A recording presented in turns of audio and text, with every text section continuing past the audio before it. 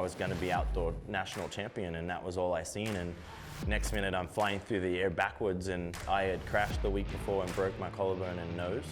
And so I didn't come that week, and that was my last year here. Now it's costing me millions of dollars rather than, and so then I always thought, you know what, I'm gonna do more than that. That period of my life was just always like kind of like my favorite part, you know? It was one of the greatest periods of the racing life. Just, yeah, I didn't even know what happened, but got on the bike and went to launch the thing, and it did not work out. Our very own Chad Reed, multi-time World Supercross champion, more championships than you can poke a stick at, overseas and here in Australia. Chad, I want to start the ball rolling by talking about the childhood, your cousin Ando, Craig Anderson, some of your experiences in Newcastle and growing up from the earliest of ages. Can you talk us through some of those?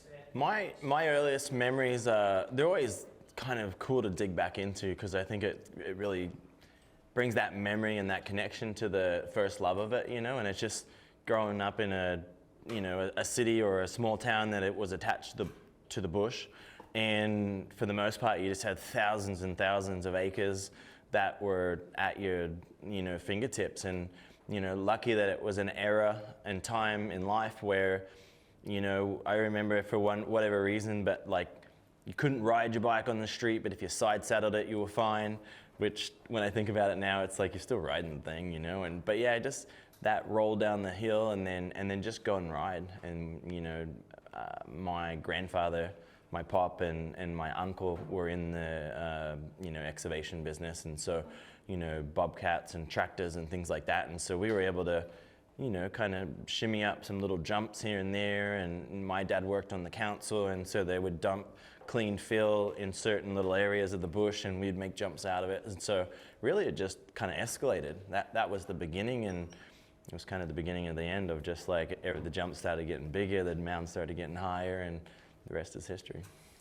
Now, something fresh in my memory, I remember when I was battling with your cousin Ando for 1 and 2 in Australia. You were a junior, you were 14, 15 on a Suzuki 125, and you already had your eyes on us and knew that as soon as you turned 16, you were going to beat us basically immediately, right? And you told us this, I recall.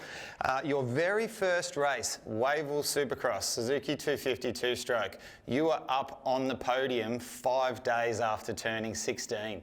At what stage as a junior did you have your sights set on us? Obviously you were training with your cousin all the time. At what point did you look at us on a 252 stroke and going, I got them pretty much immediately? I don't think it's fair to say, it's almost not fair to say it now, like as a 41-year-old, the experience that you've kind of done and how it all worked out, there's always an easy way to, say how it was. But it was really just a simple fact that at young age, I was like, I just wanted to go to America. I seen Craig, and Craig was a champion and was winning races.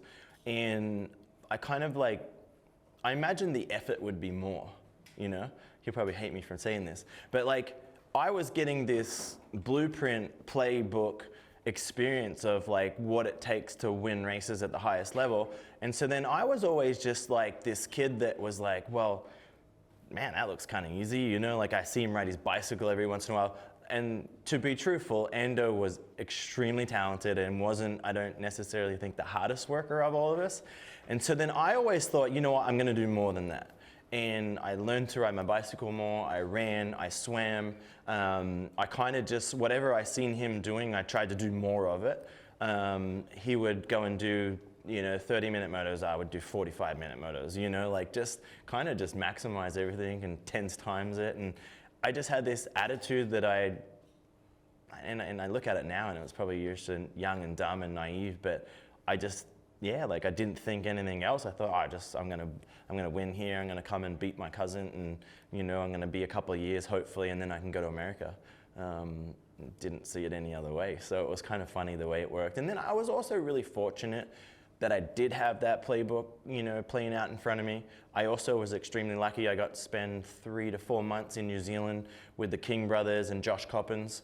You know, and those guys were, you know, Shane King, I believe, was just coming off of a World 500 championship. Josh Coppins was starting to race himself into kind of like that top 10, top 6 position at a high level in the 250 GPs. And I just spent kind of that 3 to 4 months with him learning. And from, you know, taking Ando's program to, let's say, Josh Coppins and Shane King's program, it was considerably different.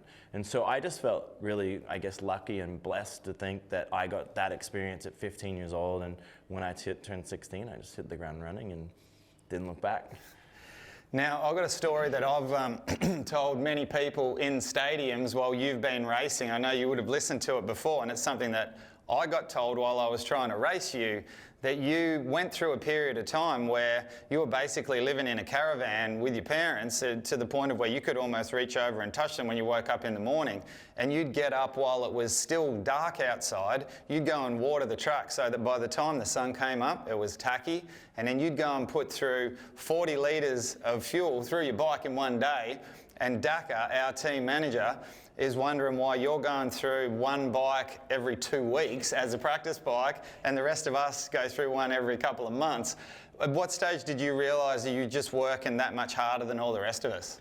So what I remembered most about it was I was an Oakley athlete at the time and still am today, but at that time, and so I remembered getting this second, third hand information of how much Ricky Carmichael rode a bike. And I just remember, oh, that's what you got to do. I mean, that was what, 90, I was on Daka's team in 2000. So, you know, like, so Ricky Carmichael was obviously an elite guy at that minute.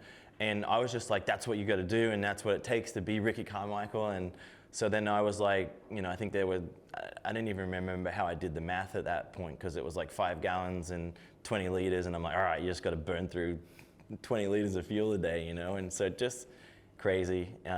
Jay Foreman at Suzuki, Daka at Yamaha, hated how hard I was on practice bikes. And, you know, I think that lucky I was cheap back then, because I think I made up for it on parts. Now, let's fast forward to one of the best eras in the world of Supercross and the battle between yourself and James Stewart and Ricky Carmichael. Is there any particular race that comes to mind for you from your perspective that stands out as your favourite? Like, I would say off the top of my head, there's a couple. First one I would say would be first Anaheim 1, 2003. Kind of like that, I believe that that's kind of the dream becoming a reality, and the fact that it's my first time riding 252 stroke, the elite class for factory Yamaha. Because as you know, I never rode a 125 class as a professional. You know, like I just went and jumped straight into the big bike. And so, you know, long story short is everyone kind of thought, oh, you go to America, you got to step down a class and all these kinds of things. And I just was never really comfortable in the smaller bike. And so finally I was just like, I got this. And then you go out there and you're racing the highest level of our sport, something that, you know, for 10 years I'd been wanting to do. And it was kind of like the easiest race of my life. Like, I got a good start, went to the lead, and kind of for the most part rode around and won it really easy. And you're just like, wow, like that really just happened. And so that feeling, that just, you know, like, I still find it hard to put into words, but you're just like that and the emotions tied to just the work and the commitment that it took to get to that level. Other than that, San Diego, you know, 05, Daytona 05, you know, some really special ones. A couple in 2014, I came from behind at, I want to say Anaheim 2, and you know, came through James, Billow, Dunge, you know, and won, and was able to, a couple of highlights. Absolutely. Now, the catapult. Can you tell us what was, other than that was obviously a massive changing point for your career. What would you think is the low light, the biggest moment where you either hurt yourself, injury, a turning point? What sort of comes to mind? I think that, like, bringing up the catapult, I think that what was hard about the catapult, it wasn't an easy one. Like, that was like, it was the cloudy version of things that you hear about, where it wasn't a broken bone, it wasn't a sore limb, you know, or a concussion or anything. Like, it was the emotional damage that it caused, because I still today sit here and I go, I don't really know what happened. I watch it on video and it's kind of like you're at the peak. At that point, like, I was gonna go 1-1 that weekend. Like, there was, like, I just, you know, we had, I think, a week or two off, and, you know, I'd kind of rested and then gone hard in the paint and just came out swinging, was ready to kind of, like, I'd won, I think, 5 of the first 6 races, and, you know, we were ready to take on the last 6, and I was gonna be outdoor national champion, and that was all I seen. And next minute I'm flying through the air backwards, and it was kind of like the weeks after that I wasn't hurt, but I was scared. And it wasn't that I was, like, acknowledging that I was scared. It was more just my performance was so low compared to what it was, but I wasn't hurt. And so you just didn't understand it. And I look at it today and think that I wish I had a better handle on it to be able to, you know, I maybe would have been able to win the championship still. But yeah, that was the tough one, because I think sometimes when you get hurt, it's almost easier because you have a little downtime to really think about it. Everything heals and then you move on and you go forward. But it was hard jumping back into the racing the next weekend. Now, Adelaide Entertainment Centre, so many fond memories for both of us, and I've got one in particular that was a fond memory of mine here, but you've had some incidents here and some wins. You've had all kinds of good things and bad things go on at this venue. So this venue is actually, I don't know, but I actually think I've only raced it in '98. I don't have any memory of being here in '99, and so I don't know if I missed it or we didn't come. 2000, when we were teammates, I had crashed the week before and broke my collarbone and nose, and so I didn't come that week. And that was my last year here. So I have so many memories, first memories. You know, like Wavell Showground was my first ever 80 race, and then first pro race. But only ever came here, I think, once, possibly in 1998. So, and I don't know where I finished. I was watching some highlights the other day, and I was like in the top 4, and then Jonesy crashed in the main event, and it got red flagged, and then on YouTube it didn't have the finish. So I actually don't even know my finishing place. But I think I was top 3-ish, top 4 maybe, you know, so not terrible. Yeah, now I'm completely confused, because I thought this was the race where you had the spoke issue and had a back-to-back crash in an indoor. Remember? That was Sydney Superdome. Sydney Superdome. Yep. They all look the same. I look out here and they it all looks look very the same. similar. Yeah. And I had a good night that night, so I'm claiming it. I don't care. Awesome. Yeah. That was a tough one. You were right behind me, I believe, right? I didn't even know what happened, but got on the bike and went to launch the thing, and it did not work out. All right, now let's talk about that time in your career, 22 Motorsports on the Kawasaki. You'd been one of the highest paid, highest profile factory riders for many years and went in your own direction. I was very fortunate enough to come over to America and get to ride your bike and stay at your place at that time. And you were going through some issues with the factory forks and the air forks, and do you prefer this or that? And I got to actually ride that bike, which was an honour. Thank you very much. But can you talk us through that period of running your own team? I know you like things a certain way and you like to micromanage, so there was a certain element of you that would have loved that, but then there's obviously a lot of challenges that come along with that, and then obviously your wife Ellie, who would have played a huge role in it. So can you talk us through that period? It was one of the greatest periods of the racing life. I think that combined with the timing of it, you know, I was a new father, you know, getting older. I think I had just turned 28 when I had Tate, and then, you know, a couple of years later you're into your low digit 30s. And I think the perspective of life and what you want, what you need to be the best that you could started to, you know, like it just started to be more consistent. I think you start to be less emotional up and down and, you know, taking big swings. And so that period of my life was just always like kind of like my favorite part, you know. I think that, yeah, like being on a team like the L&M team when I won the '08 championship and then transitioning into the Suzuki team, those 2 years just really shined a light on like how awesome a team can be when you were comfortable. And then obviously backing that up with going to Kawasaki and just being kind of miserable and just not happy, not enjoying it. You know, losing Sharky that year, it kind of just brought perspective. And so for me, it was just like, I was either going to retire at that point or try to figure out the best way forward. And I kind of did some testing on different bikes. I really enjoyed riding the Honda. Was going to ride for Troy Lee Honda, and then just certain things didn't feel right. And so I'm like, you know what, we're going to try to make a team. And Bellray at the time stepped up and put a considerable investment into the team, and it basically paid for everything at the time. And I'm like, let's do it. Like, let's just go all in. And it happened in October. I was in Australia at the time, and basically, you know, changed my ticket, got on a plane home, and the rest is history. But I love that part of it. And everyone kind of was like, oh, the burden of this, the burden of that. But I enjoyed being in control. I enjoyed knowing that if we failed, it was because I didn't do a good job. I was getting to a point in my life where I needed certain things to be aligned. And I think that in our sport at that moment, I think it's changed a little bit now, but like you start running into your 28, 29, 30, you're kind of like, you were really done. Like everyone was actually questioning, can I still be competitive? Ricky had retired at 26, and so, you know, here we were. I was kind of like up and over the hump and on the other side, and luckily I found happiness, I guess. Performance came with that. And I think now I believe that our sport has changed, and now like people in their 32, 33-year-olds are still being factory riders. So yeah, I missed today. Like I would love to run a team, but with somebody else's money.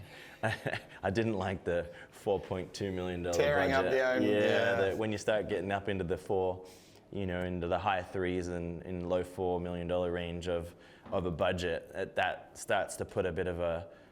It's not that it's a burden because there was sponsors in place that covered it, but it was you always felt like you were one phone call, one sponsor away from like, oh, we're crushing it, to one phone call away or one sponsor going away, where you're just like, okay, now it's costing me millions of dollars rather than breaking even or being in the green. And that, I didn't like that aspect of it later in the 2-2 life.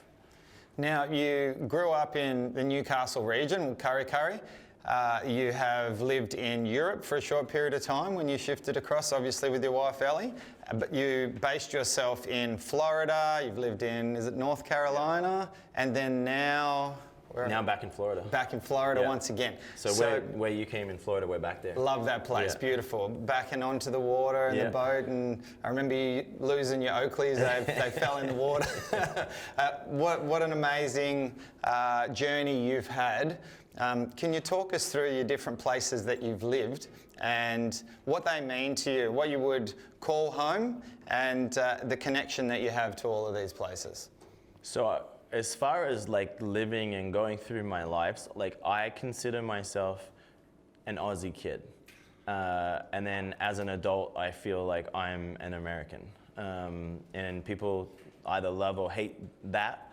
But I feel as a child, my childhood was here. And everything I learned, my mom, my dad, everything like that. And then my whole adulthood, I didn't grow up here as an adult. Like I didn't pay my own bills, I didn't pay my own cell phones, I didn't, buy my own cars. I had them at that point, but I moved away at 18 years old. And so like paying taxes and doing all the adult life things all happened in America. And so I really only know America. Ellie and I both only know America as adults. Different places, like when you move, more probably that era, you move to the US, and everybody was really heavily out of California. And so I had to immediately set up base in California. Early, and you've been there and spent many years, even prior to my time, but I would say late 90s into the early 2000s, California was really cool, and just the vibe and the motorcycle lifestyle was awesome. And then it quickly started to change. Ricky changed that a lot. I think James coming along, being Floridians, and them having that kind of, I guess, space. They'd come to California, do their work, and then go back and have their own little space. And so I jumped on that bandwagon and was able to, get a place in Florida. And I just, Florida's home. Like I've lived, spent 4 years in North Carolina. Really like that. Reminds me a lot more of Melbourne, where it just has weathers and different kinds of, weathers, not all in one day like Melbourne, but the actual seasons. Let's not pick on Melbourne too much. Yeah.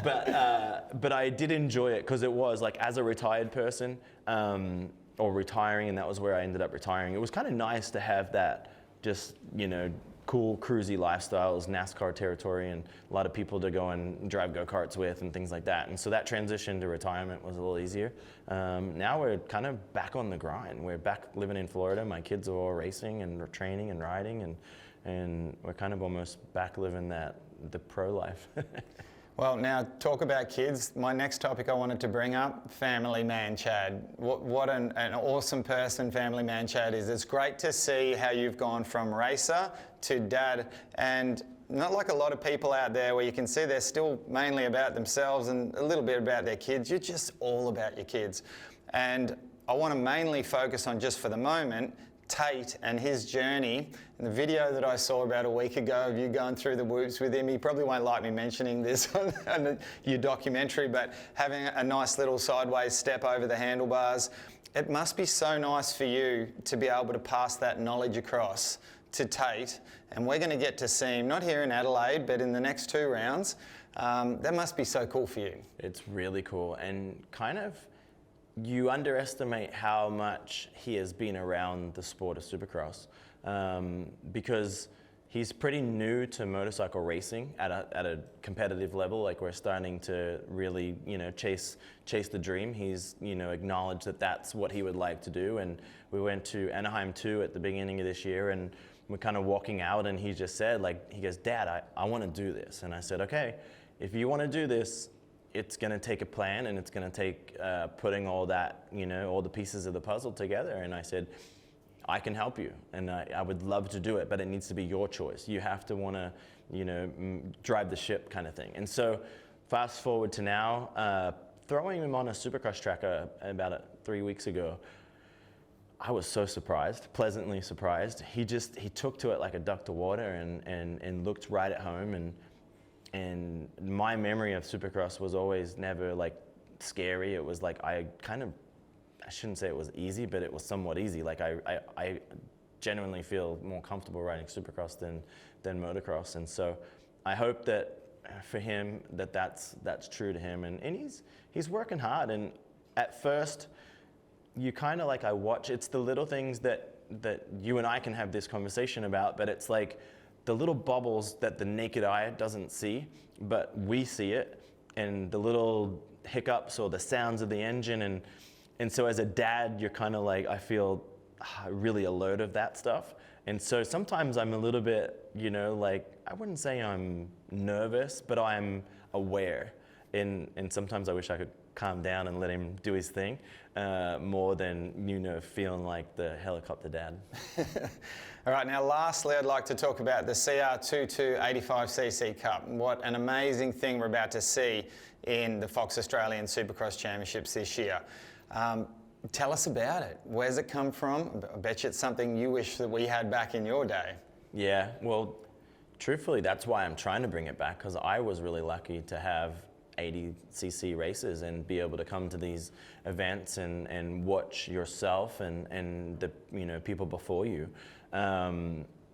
do their thing and race on the same racetrack. And we used to go before the 125 class on the 80s, and then the 125 pros would race, and then 125 juniors would go, and then you guys in the 252 strokes. And I just think that is such a, when you're having these kinds of conversations with James Stewart, Ricky Carmichael, McGrath, Wyndham, they didn't get to do any of that stuff. And so I always felt it was awesome. And so Ellie and I got to spend 4 months here last year. And we went to a local race in Cessnock, and every gate was packed. And I'm like, the sport of motocross is thriving in Australia. And then, conversations kind of ongoing, and everyone was wanting to put effort in SX3. And I just said, I think it's such a waste of time.